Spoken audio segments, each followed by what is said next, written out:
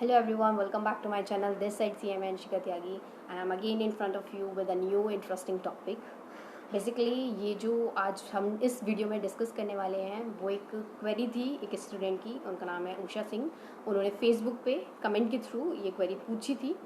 अभी मैं सैटरडे में CMA लाइव फेसबुक एक पेज है उसके थ्रू लाइव गई थी। उनके जो एडमिन है अविनाश, उनके पेज के थ्रू मैं लाइव गई थी। वहाँ पर क्वेरीज पूछी गई थी, तो उसमें से एक बहुत इंटरेस्टिंग क्वेरी थी उषा सिंह की। उन्होंने रिवीजन के बारे में पूछा।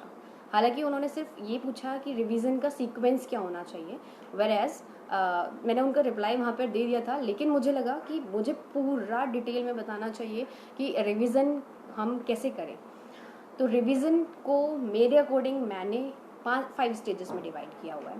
सो उनका जो क्वेरी था वो सिर्फ 4th स्टेजेस से रिलेटेड था, लेकिन यहाँ पे हम पूरे 5 के 5 स्टेजेस को मतलब अच्छे से मैं एक्सप्लेन करूँगी कि कैसे 5 स्टेजेस होते हैं और क्या आपको चीज़ें करनी चाहिए ताकि आपका फर्स्ट रिवीजन ही आपका लास्ट रिवीजन बन जाए।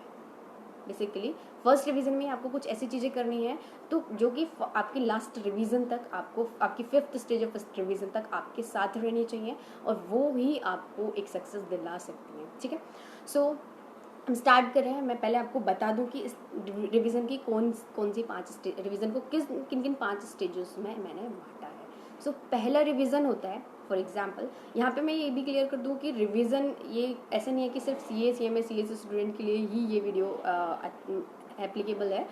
ये वीडियो हर एक स्टूडेंट्स के लिए एप्लीकेबल है, क्योंकि रिवीजन सबका सेम ही होता है। रिवीजन सब पढ़ते हैं और रिवीजन करना होता है, चाहे वो किसी भी फील्ड से हो। मैं यहाँ पे कोई पर्टिकुलरली टॉपिक नहीं डिस्कस कर रही हूँ। रिवीजन एक ऐसा टॉपिक है, पर्टिकुलरली कोई CMA से रिलेटेड टॉपिक नहीं डिस्कस कर रही हूँ। बेसिकली रिवीजन तो ऐसा है कि हर किसी को दिक्कत होती है उस चीज़ में। सो हम यहाँ पे डिस्कस कर रहे हैं। सो मैं स्टार्ट करती हूँ कि 5 स्टेजेस में मैंने कैसे बांटा है रिवीजन को। सो फर्स्ट स्टेज हमारा होता है जब हमारी क्लासेस स्टार्ट होती हैं। फॉर एग्जांपल मैं यहाँ पे CMA का एग्जाम्पल लेके चल रही हूँ कि कहाँ से कब आपकी कोचिंग स्टार्ट होती है और आप कैसे कैसे प्रिपेयर करते हो। CA वाले बच्चे, CS वाले बच्चे और जो अदर स्टूडेंट्स हैं जो मुझे देख रहे हैं वो एडजस्ट कर सकते हैं अपने अकॉर्डिंग कि उनको पता होगा कि उनकी कोचिंग कब स्टार्ट होती है। सो माना कि आपने टारगेट किया हुआ है कि दिसंबर का अटैम्प्ट आपको देना है, ठीक है, और आपने बोथ ग्रुप के लिए जा रहे हो। I request to each and everyone जो जो ये वीडियो अगर CA CMA CS वाले बच्चे देख रहे हैं तो प्लीज़ उनसे रिक्वेस्ट है बोथ ग्रुप के लिए जाया करो, बोथ ग्रुप के लिए जाया करो। बोथ ग्रुप के कितने सारे बेनिफिट हैं उसके लिए मैंने ऑलरेडी अपनी एक वीडियो बना रखी है आप लोगों को अवेयर करने के लिए। वो मैंने यूट्यूब चैनल पे ऑलरेडी डाली हुई है, उसका लिंक भी मैं डिस्क्रिप्शन में दे दूँगी। सो ये be prepare your mindset that आपको बोथ ग्रुप के लिए तो जाना है। ठीक है, सो मैं मान रही हूँ कि आप प्रिपेयर हो बोथ ग्रुप के लिए और आप बोथ ग्रुप के लिए जा रहे हो। सो बोथ ग्रुप के लिए जा रहे हो, आपने माना मैं अपना ही सिचुएशन ले रही हूँ। मैंने बोथ ग्रुप के लिए गई थी, अप्रैल ऑनवर्ड से मैंने स्टार्ट करी थी कोचिंग। सो अप्रैल ऑनवर्ड से मैंने क्लासेस स्टार्ट करी थी। तो क्या होता है, मेरा क्लासेस का स्टेज स्टार्ट हो गया। तो पहला स्टेज जो होता है हमारे रिवीजन का वो होता है कि जो हमारे क्लासेस के वीक, जैसे क्लासेस कब चलती हैं, मंडे, ट्यूसडे, वेडनेसडे, थर्सडे, जो वीक की जो क्लासेस होती हैं MWF और TTS में हमारी क्लासेस चलती हैं। तो MWF और TTS में आपका क्लास के टाइम पे आपको कैसे रिवीजन करना है, ये आपका फर्स्ट स्टेज है रिवीजन का। दूसरा स्टेज क्या है रिवीजन का, मैं मान के चल रही हूँ कि आपने MWF और TTS में क्लास करी है, संडे को आपका ऑफ है, तो सेकेंड स्टेज रिवीजन है ये जो आपका वीकली संडे आता है, वो सेकेंड रिवीजन है। ठीक है, थर्ड स्टेज ऑफ रिवीजन क्या होगा कि अब आपकी कोचिंग ख़त्म हो गई है। कोचिंग के बाद एग्ज़ाम से पहले आपने अपने लिए कम से कम 1 महीना या 2 महीने, बोथ ग्रुप वालों के लिए मैं बोलूँगी कि 2 महीने अपनी सेल्फ स्टडी के लिए ज़रूर रखें और सिंगल ग्रुप वाले 1 महीना कम से कम रखें अपनी सेल्फ स्टडी के लिए, क्योंकि टीचर आपको जो पढ़ा रहे हैं दैट डज़ नॉट मैटर कि आप टीचर ने पढ़ाया आपको सब कुछ याद हो गया। जब तक आप सेल्फ स्टडी नहीं करते हो तब तक आपको कुछ याद नहीं रहता है। सो थर्ड स्टेज आपकी हो गई कि एग्ज़ाम से पहले आपके पास जो 1 महीना है, 2 महीना है, वो आपकी थर्ड स्टेज है रिवीजन की। फोर्थ स्टेज ऑफ रिवीजन है कि एग्ज़ाम से पहले, फॉर एग्जांपल जैसे दिसंबर में जो CMA वाले स्टूडेंट्स हैं उनका CA वाले और CS वाले अपने आप को एडजस्ट कर लेना है। बाकी अदर जो भी स्टूडेंट्स इस वीडियो को देख रहे हैं वो अपने एग्जाम्स के अकॉर्डिंग एडजस्ट कर लेना है कि आपके कितने एग्जाम है और कितने दिन आपको एग्जाम से पहले चाहिए। तो मैं CMA वालों की जैसे बात करती हूँ तो CMA वाले के एग्ज़ाम 10 दिसंबर से स्टार्ट होते हैं। तो उसमें उनको, उनके पास 8 सब्जेक्ट्स होते हैं, उनके 8 सब्जेक्ट्स के कंटिन्यूसली एग्जाम होंगे। अब 8 सब्जेक्ट्स को उनको क्या करना है कि 1 दिसंबर से उनको क्या करना है, 8 दिन ले लेंगे, तो 1 दिसंबर से लेके 8 दिसंबर तक वो कैसे करेंगे? 1 दिसंबर से लेके 8 दिसंबर तक उनको एक एक सब्जेक्ट को पूरा एक दिन देना है, ठीक है, पूरा एक दिन देना है, और उसमें पूरे एक दिन में उनको रिवाइज करना है पूरा सब्जेक्ट, ठीक है। फिर क्या आता है, लास्ट स्टेज ऑफ रिवीजन, ये थी 4th स्टेज ऑफ रिवीजन की। एग्ज़ाम से 10 दिन पहले आपको क्या करना है, एग्ज़ाम के दिन वाले रिवीजन आते हैं आपकी last stage of revision, and then उसके बाद तो आपका रिजल्ट ही आना होता है, ठीक है। तो ये 5 स्टेजेस मैंने डिवाइड करी हैं। अब हम बात करते हैं जो सबसे फर्स्ट स्टेज ऑफ रिवीजन है, वो बहुत बहुत बहुत इंपॉर्टेंट है। वीडियो क्लास तक बने रहना, मैं आपको अपनी नोट्स भी दिखाऊंगी कि मैंने कैसे नोट्स कैसे मैं आपको दिखाना चाहती हूँ कि मैं कैसे कैसी ट्रिक्स यूज़ करती थी ताकि ईजिली बन जाए मेरे लिए एग्ज़ाम के दिन वाला रिवीजन। उसकी प्रिपरेशन हमें पहले से ही स्टार्ट करनी होती है। ये नहीं कि एग्ज़ाम वाले दिन ही हम कुछ धुरंधर बन जाते हैं कि हम सारा एक जो हम 6 महीने में पढ़ रहे थे या जो चीज़ हम 8 महीने में पढ़ रहे थे वो हम एक दिन में निपटा लेंगे। तो उसके लिए ऐसा नहीं पॉसिबल होता है। अगर आपने प्रिपरेशन करी है तभी उस चीज़ को पॉसिबल कर सकते हो, ठीक है। तो हम फर्स्ट स्टेज ऑफ रिवीजन की बात कर रहे हैं। तो फर्स्ट स्टेज ऑफ रिवीजन क्या है कि आपकी क्लासेस चल रही है। मैं मान रही हूँ कि जो बच्चे बोथ ग्रुप दे रहे हैं उन्होंने 2 सब्जेक्ट्स जो होंगे वो अपनी सेल्फ स्टडी के लिए रख लो। अभी बोल रही हूँ मैं, 2 सब्जेक्ट हैं वो अपनी सेल्फ स्टडी के लिए रख लो। Self study in the sense जो इजी से सब्जेक्ट होते हैं। फॉर एग्जांपल जो CMA वाले स्टूडेंट्स हैं वो SPM BBM को अपने लिए रख सकते हो। SPM BBM में क्या होता है, SPM पूरा थ्योरेटिकल है, 1-2 प्रैक्टिकल सब्जेक्ट है, 1-2 प्रैक्टिकल क्वेश्चन है, तो उसके प्रैक्टिकल क्वेश्चन को आप सेल्फ भी कर सकते हो मॉड्यूल से देखकर।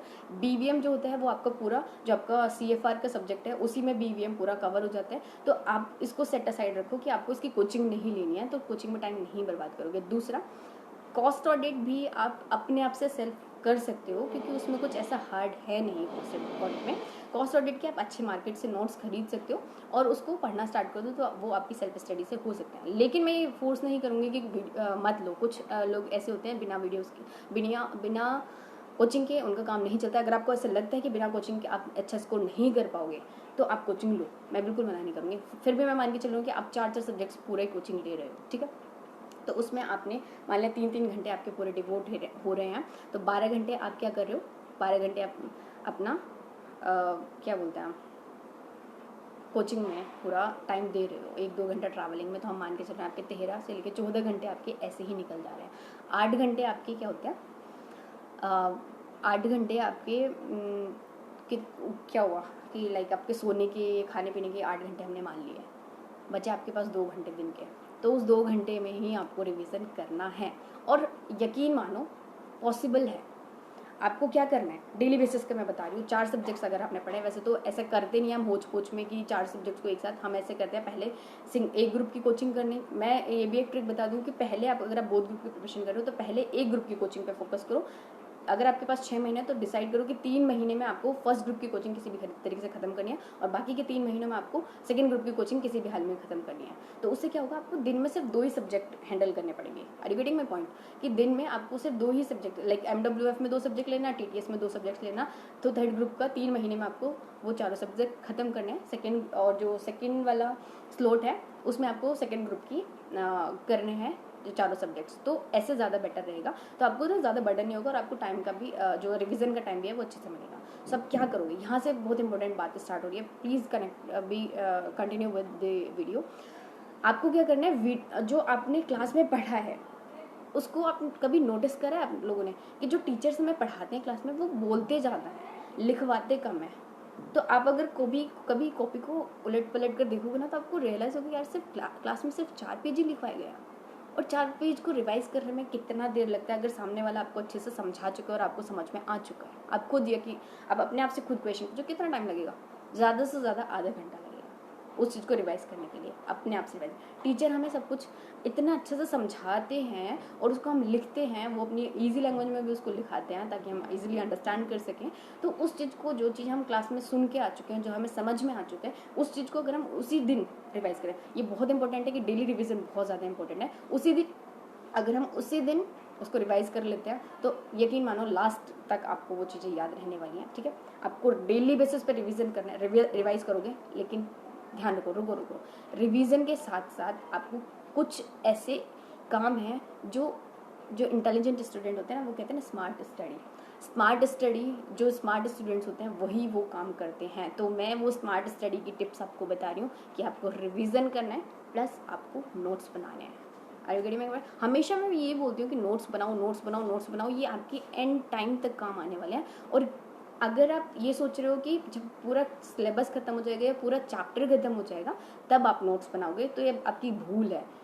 ऐसे बर्डन करते करते सारे सब्जेक्ट्स का बर्डन हो जाएगा, फिर आप नोट्स नहीं बनाओगे। So request you to each and everyone कि जिस दिन जो क्लास में पढ़ाया जा रहा है उसको उसी दिन उसका नोट्स बनाओ, कि जितना क्लास में करा है उसको अपने शॉर्ट नोट्स में बनाओ। फॉर एग्जाम्पल मैं आपको अपने नोट्स दिखा रही हूँ, ठीक है, ये मैं दिखाती हूँ।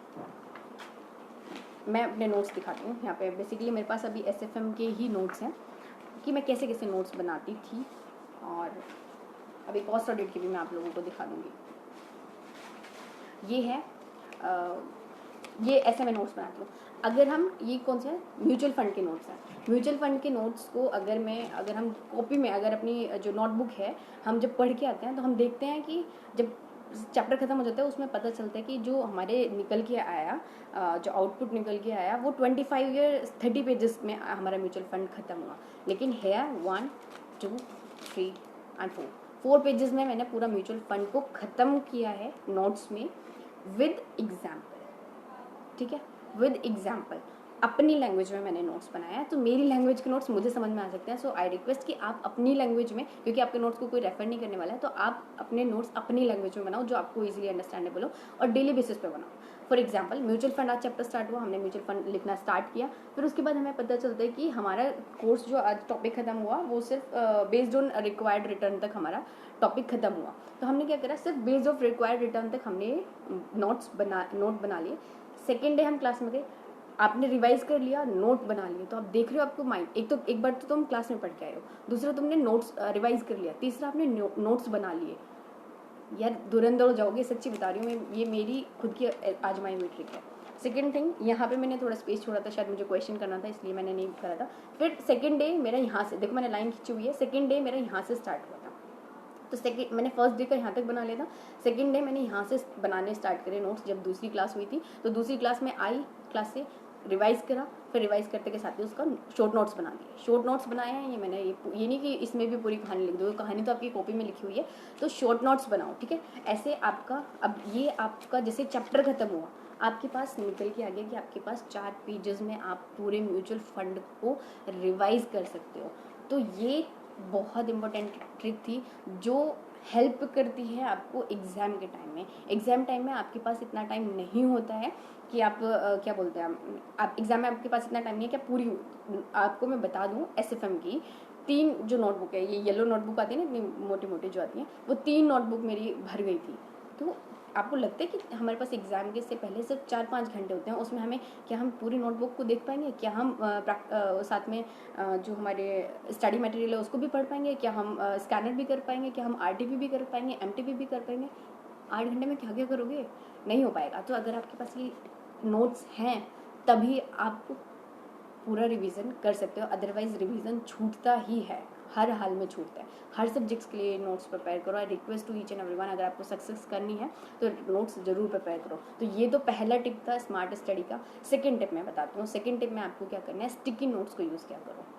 स्टिकी नोट्स को, अगर आपको कुछ लगता है कि कोई क्वेश्चन ऐसा है जिसमें आप रिवीजन के टाइम पे आपको समझ में नहीं आ रहा था, आप जब सेल्फ रिवीजन कर रहे थे आपको समझ में नहीं आ रहा था, तो उसी टाइम उसको वहाँ पे रेड कलर का, स्टिकी नोट्स कलरफुल आते हैं तो रेड कलर मार्क कर दो, कि जिससे आपको पता रहे कि आप कहाँ फंस रहे थे बार बार। उस चीज़ को आप अपने टीचर से पूछ सको। जब आपको अच्छे से समझ में आ जाए उसको हटा के वहाँ पे ग्रीन लगा देना कि आपको समझ में आ गया, या फिर कम समझ में आया तो ऑरेंज लगा देना। तो रेड, ग्रीन और ऑरेंज 3 स्टिकी नोट्स अपने पास रखा करो। नहीं समझ में आता है रेड लगाओ, थोड़ा बहुत समझ में आ गया तो ऑरेंज लगाओ, अगर पूरा समझ में आ गया तो ग्रीन लगाओ, पर लगा के रखना है ताकि आपको एग्जाम टाइम में भी याद रहे कि यहाँ मैं अटक गया था, तो इसलिए मुझे इस पॉइंट को दोबारा से एग्जाम में जाने से पहले ध्यान रखना है, ठीक है।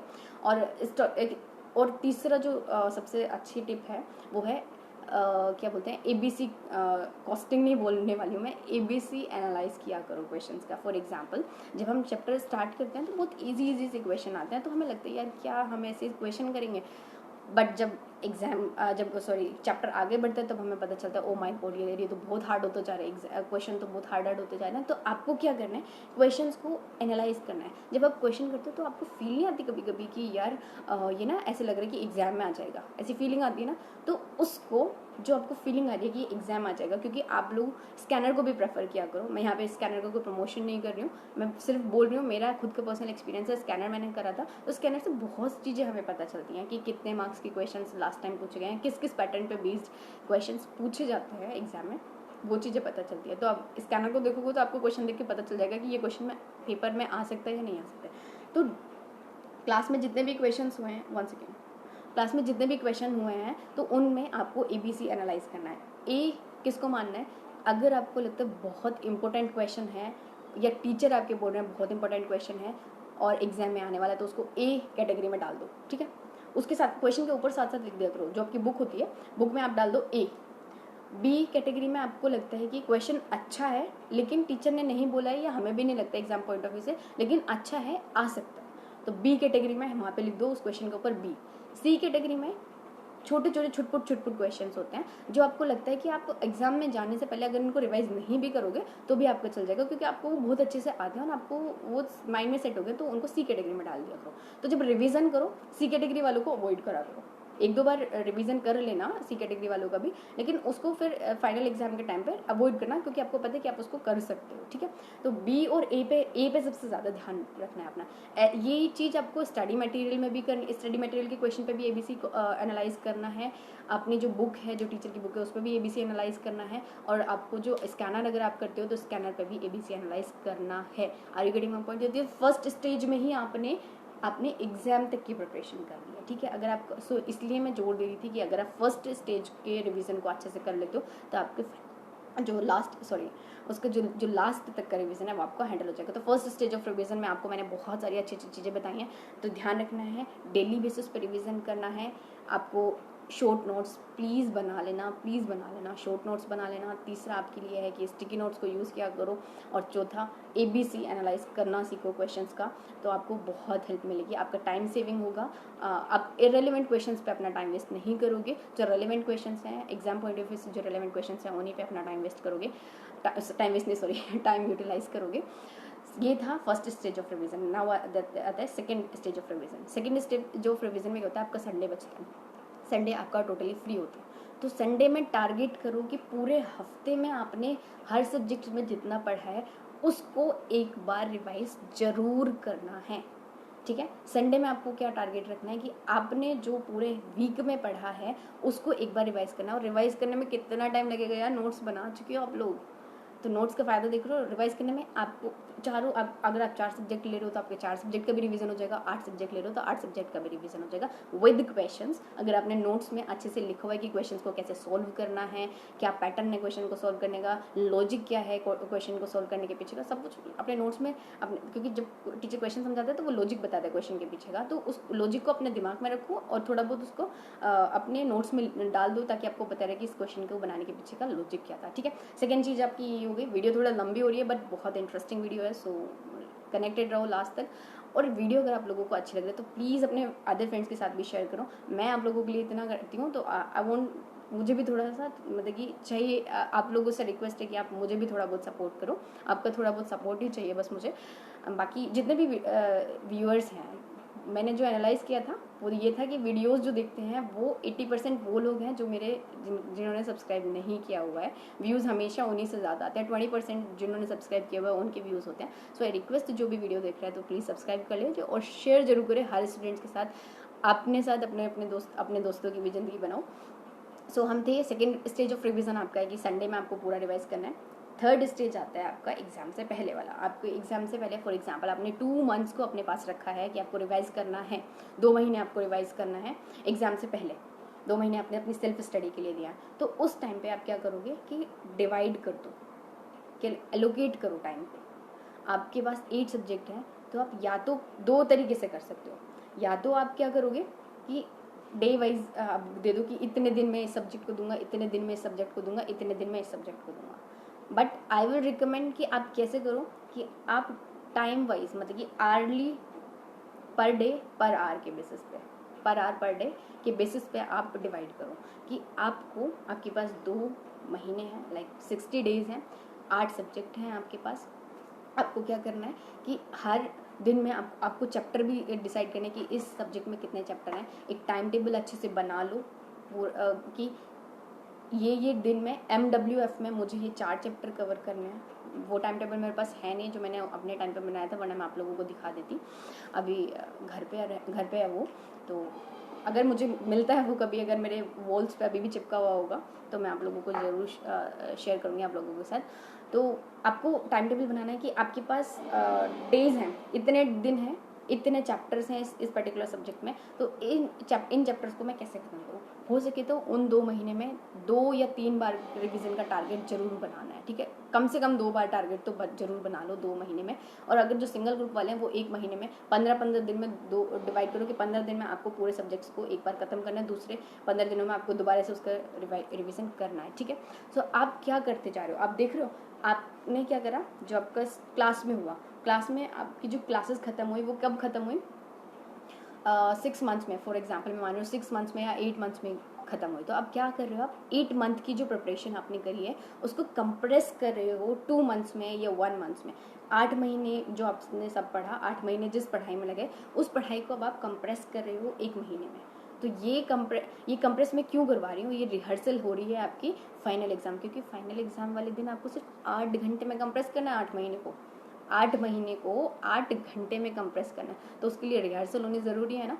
सो वही रिहर्सल की अब हम वो बात ये कर रहे हैं, ठीक है। तो आपको डिवाइड करना है कि अगर 1 महीना है तो 15-15 दिन में आपको पूरा कोर्स कैसे ख़त्म करना है वो आप खुद डिसाइड करोगे, क्योंकि आपको पता है कि आपके लिए क्या टाइम बेस्ट होता है और किस टाइम कैसे आप अपना टाइम मैनेजमेंट कर सकते हो, ठीक है। फिर होता है कि ये 3rd स्टेज ऑफ रिवीजन में आपको मैं बता रही हूँ कि 2 बार रिवाइज कर लेना 3rd स्टेज ऑफ रिवीजन में। फिर आते हैं 4th stage of revision, that is exam से 10 दिन पहले। यहाँ पे उषा सिंह जो थी उनका क्वेश्चन अराइज हुआ था कि सीक्वेंस क्या रखना है रिवीजन का। देखो जो आपका 3rd स्टेज ऑफ रिवीजन था उस तक आप कुछ भी सीक्वेंस रखो, दैट डज नॉट मैटर, लेकिन 4th स्टेज ऑफ रिवीजन में आपका सीक्वेंस बहुत ज़्यादा मैटर करता है। तो मेरा ये ओपिनियन है, बाकी आप लोगों का ओपिनियन कुछ और भी हो सकता है। अगर जो आपका ओपिनियन है आप उस चीज़ को फॉलो करो, जो आपको सही लगता है वो चीज़ फॉलो करो। मैं सिर्फ आपको बता सकती हूँ, अगर आपको अच्छा लगे तो करो, तो उसको एक्सेप्ट करो, अदरवाइज नहीं। अगर आपको नहीं अच्छा लगता तो आप अपने जो लिए आपके लिए जो बेस्ट है, हो सकता है आपके लिए कुछ और बेस्ट हो, तो उस चीज़ को अपने लिए एप्लीकेबल करो, ठीक है। तो आपका यहाँ पे सीक्वेंस क्या होना चाहिए, तो आपको जो 4th स्टेज ऑफ रिवीजन है आपका, फॉर एग्जांपल मैं CMA वालों की, क्योंकि मैंने CMA ही करा, तो मुझे CMA का ज़्यादा पता होता है। तो CMA में जैसे 8 सब्जेक्ट हैं, तो 8 सब्जेक्ट में यहाँ पे क्या है, आपका पहला लो का पेपर है, दूसरा आपका SFM का होता है, तीसरा SCM का होता है, चौथा डायरेक्ट टैक्स का होता है, 5वां इनडायरेक्ट टैक्स का होता है, 6th आपका उसका होता है इंडायरेक्ट टैक्स का होता है, 5th आपका CFR का होता है, 6th इंडायरेक्ट टैक्स का होता है, 7th कॉस्ट ऑडिट का होता है, 8th SPM BVM का होता है, ठीक है। ये 8 सब्जेक्ट ऐसे होते हैं। तो आपको रिवीजन के सीक्वेंस में करना है। आपको रिवीजन कैसे करना है, ये जो एग्जाम का सीक्वेंस था ना, जो एग्जाम्स के सीक्वेंस है उसी में आपको अपना रिवीजन करना है। सो मेरे कहने का मतलब है पहले दिन आपको लो पढ़नी है, क्योंकि आपका पहला एग्जाम लो है। तो 1 दिसंबर को आपको लो पढ़नी है, 2 दिसंबर को आपको SFM पढ़ना है, 3 दिसंबर को आपको SCM पढ़ना है। ध्यान रखना है कि पूरा सिलेबस आपका टारगेट होना चाहिए कि पूरा सिलेबस आपको ख़त्म करना है 1 दिन में, क्योंकि आपका यहाँ पे जो 6-8 महीने कंप्रेस हो गए 1 महीने या 2 महीने में कंप्रेस हुए थे ना, अब उस 2 महीने को आपको कंप्रेस करना है 1 दिन में। जब आप 8 महीने को 2 महीने में कंप्रेस कर सकते हो या 8 महीने को 1 महीने में कंप्रेस कर सकते हो, तो क्या उसमें तो कोई प्रॉब्लम ही नहीं होगी। आपके पास नोट्स हैं, क्योंकि आपके पास नोट्स हैं, आप इजीली कंप्रेस कर सकते हो। नोट्स हैं और आपने बार बार उस चीज़ को पढ़ा है, आपने उसमें कॉस्टिंग में लर्निंग कर्व पढ़ा होगा कि जब हम एक चीज़ को बार बार कर लेते हैं तो उससे क्या होता है, हमारा टाइम जो कंजम्पशन होता है वो कम होने लगता है, ठीक है।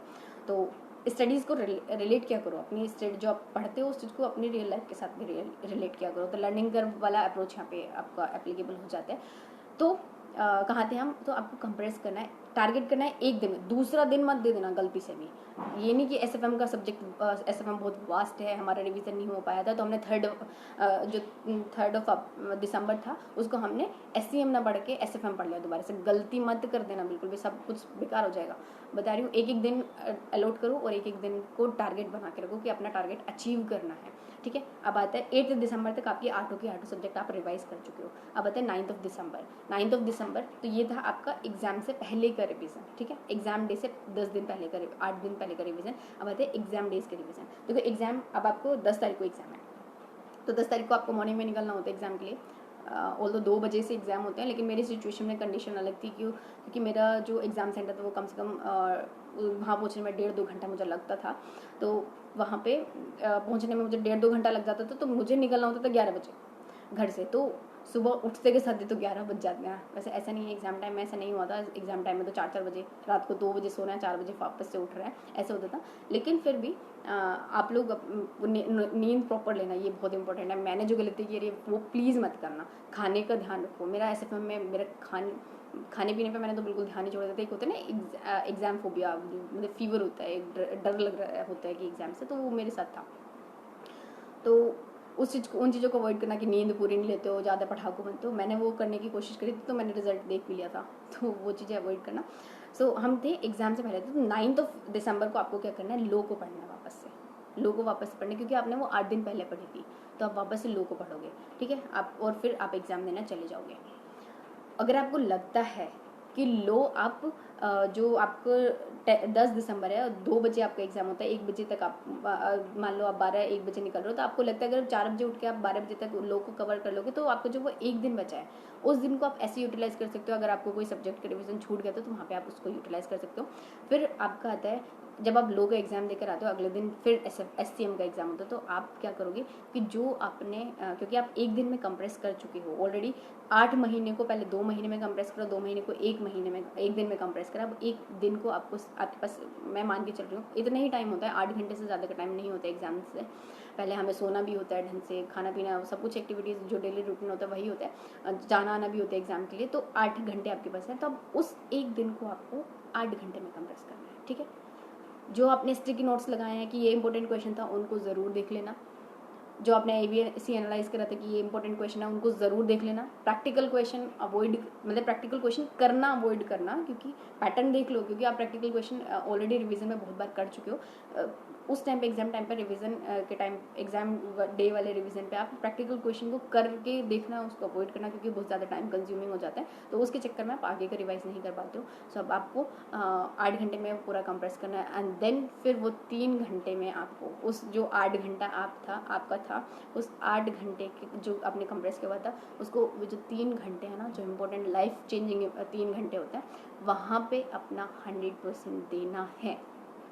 अब आपने इतनी बार रिवीजन कर लिया यार, अब तो कम से कम अच्छा परफॉर्मेंस दे सकते हो, अब तो क्लियर कर सकते हो, अब तो रैंक लेके आ सकते हो आप लोग। आपको मैंने इतनी अच्छी ट्रिक्स बता दी हैं। होपफुली आपको वीडियो अच्छी लगी होगी। सो प्लीज़ सभी के साथ शेयर करो, सब्सक्राइब कर लो, लाइक कर लो और कमेंट कर दिया करो। मुझे मोटिवेशन मिलता है कि आप लोगों के लिए मैं और भी अच्छी अच्छी वीडियोस बनाऊँ। और हाँ, एक और सबसे इम्पोर्टेंट चीज़ कि जो मैंने आपको बोला था कि जीएसटी की section wise list, section wise मैं आपको याद कराऊंगी। जीएसटी एक्ट भी, आईजीएसटी एक्ट के सारे सेक्शंस। अभी हम मेन है, हम सेक्शन के अंदर का नहीं पढ़ेंगे, लेकिन सेक्शन को कैसे याद करें, क्योंकि हमें एग्जाम में सेक्शंस लिखने होते हैं। सेक्शन मैंडेटरी नहीं है, बट अच्छे मार्क्स आते हैं। मैंडेटरी भी कह सकते हैं हम एक टाइप से, क्योंकि आप प्रोफेशनल हो तो आपसे एक्सपेक्ट किया जाता है कि आप सेक्शंस लिखा करो। तो आपको कैसे याद करने हैं वो सेक्शन, क्योंकि अगर हम बात करें सीजीएसटी एक्ट की, तो सीजीएसटी एक्ट में 174 सेक्शंस हैं। याद करना थोड़ा भारी सा लगता है। फिर आईजीएसटी एक्ट आता है, आईजीएसटी एक्ट में 25 सेक्शंस हैं। फिर कॉस्ट अकाउंटिंग स्टैंडर्ड्स आते हैं, अकाउंटिंग स्टैंडर्ड्स आते हैं, इंड एस आते हैं। इनको कैसे याद करें, सिर्फ हम अभी याद करेंगे सिर्फ सेक्शंस को, स्टैंडर्ड्स को याद करेंगे, ठीक है। फिर उसके अंदर का कंटेंट भी हम कवर करने की कोशिश करेंगे। पहले अभी हम पूरा सेक्शन को याद करेंगे। मैं जीएसटी की वाले सेक्शन पे ऑलमोस्ट मेरा काम कंप्लीट हो चुका है, जो मुझे करना था। उसके लिए भी मैं वीडियो जल्दी डालने वाली हूँ। और क्या बोलते हैं, एक और चीज़ मैं बताने वाली थी, खैर छोड़ो, अभी इसके पूरे दिमाग, हाँ, वो जो जीएसटी का लिस्ट का जो सेक्शन हम याद करेंगे, वो वीडियो छोटी रखने की कोशिश करूँगी मैं। एक कहानी के थ्रू मैं आपको, एक मूवी बनाएंगे हम उस वीडियो में, मूवी के थ्रू मैं आप लोगों को वो सेक्शंस याद कराऊंगी. Thank you so much for watching this video and stay connected with me and subscribe the channel and like the video. Also comment in the comment section. Thank you so much for watching this video.